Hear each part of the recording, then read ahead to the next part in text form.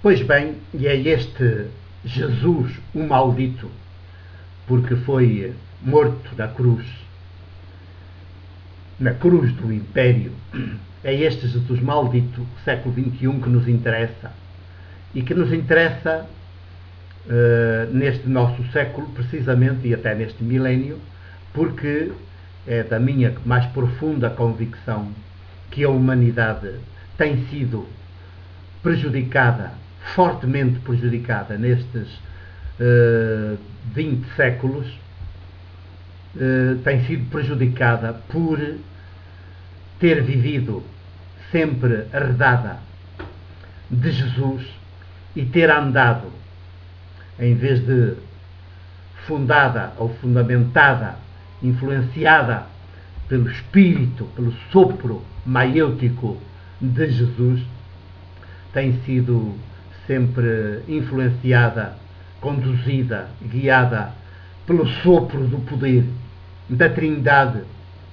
dos poderes, que é exatamente um sopro assassino, um sopro de mentira, um sopro de idolatria, e por isso, nos antípodas do sopro espírito maiêutico de Jesus. E temos a humanidade, todos os povos, temos sido prejudicadíssimos por nestes 20 séculos, porque deveria ser o sopro de Jesus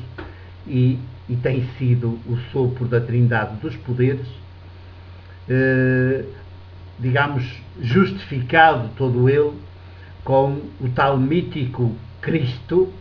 que ficou a substituir ou no lugar,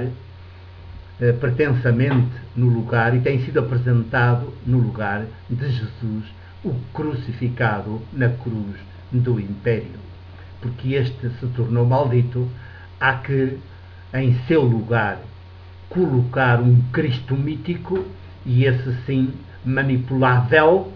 pelo próprio poder, porque ele próprio também poder, uma espécie de chefe máximo da trindade dos poderes, que justificará tudo o que os poderes possam fazer, tenham feito ao longo dos séculos e se propõem continuar a fazer, porque até as suas vítimas estão de tal maneira com esta mentira interiorizada nas suas mentes, até nos seus genes, que são incapazes de perceber tudo o que aqui houve de manipulação. Aqui estamos nestas nossas conversas, e com estas conversas, Jesus século XXI, para tentar repor a verdade, apesar de poder com isso escandalizar e levantar contra mim, contra estas conversas, 20 séculos. Não são bem 20, serão quase 17, 16 séculos de cristandade que só existiu precisamente porque, primeiro, erradicaram Jesus e até a sua memória e o seu nome da história. E Jesus nunca mais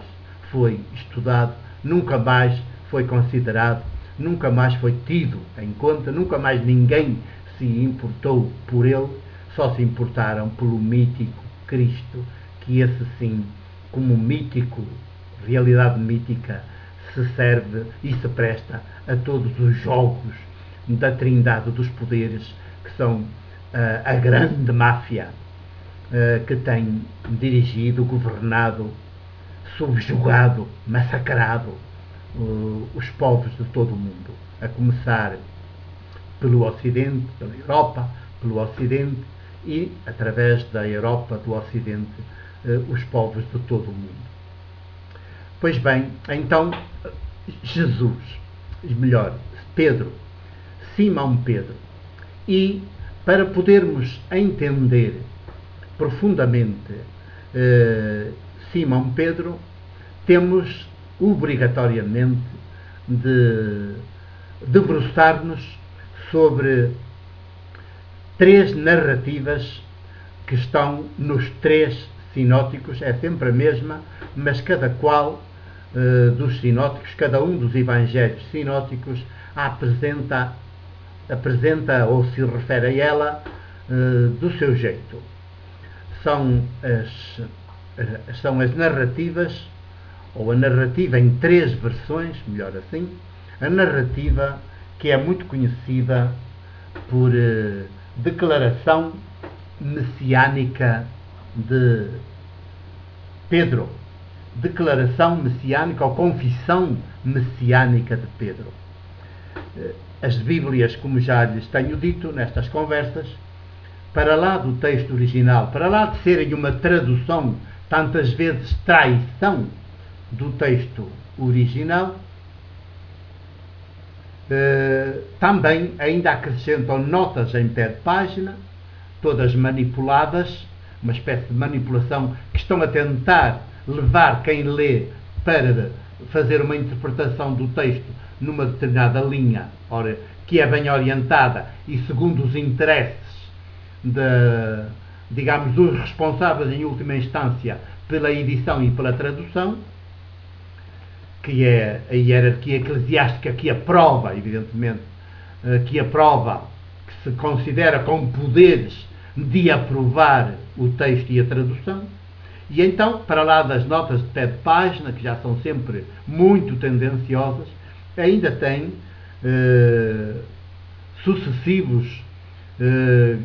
subtítulos em cada capítulo, divide capítulos e depois põe sucessivos subtítulos dentro dos capítulos. Para esta narrativa sobre a chamada confissão messiânica de Pedro, é assim que o Evangelho de Marcos, melhor, o Evangelho de Mateus, que nos 4 é o que aparece primeiro no Novo Testamento, na Bíblia, na parte do Novo Testamento, mas também é assim que aparece com esse mesmo título, ou subtítulo, Confissão Messiânica de Pedro, na narrativa, na versão, do Evangelho de Marcos, que embora apareça em segundo lugar, é mais antigo, é o primeiro a aparecer cronologicamente e por isso é bastante mais antigo que o Evangelho de Mateus, que aparece no Novo Testamento em primeiro lugar, e Confissão Messiânica de Pedro, eu estou a ver aqui pela tradução da Difusora Bíblica, a tradução portuguesa da Difusora Bíblica, que tem o aval da hierarquia eclesiástica, também Confissão Messiânica de Pedro na versão do Evangelho de Lucas, que aparece aqui em terceiro lugar e que é efetivamente, em relação a Marcos e a Mateus, posterior a ambos, e hoje, século XXI, já se começa inclusivamente a admitir que possa ser, embora apareça em terceiro lugar, possa ser até o último dos 4 e que, portanto, João seria anterior ao Evangelho de João, que não se refere a estas coisas, seria anterior ao Evangelho de Lucas, que, como sabemos, é um Evangelho elaborado, pensado e editado em 2 volumes. O primeiro volume fala muito e exclusivamente de Jesus, o segundo fala sobretudo dos e dos de Jesus, do movimento de Jesus, e também muito do Espírito de Jesus em ação, em missão, nas pessoas, nas mulheres e nos homens que comungam, que partilham da mesma fé de Jesus e do seu mesmo projeto, que são, portanto, os de Jesus, não propriamente as cristãs, os cristãos, porque essa designação remete mais para o tal mítico Cristo, e Jesus é tudo, Jesus é Jesus, não é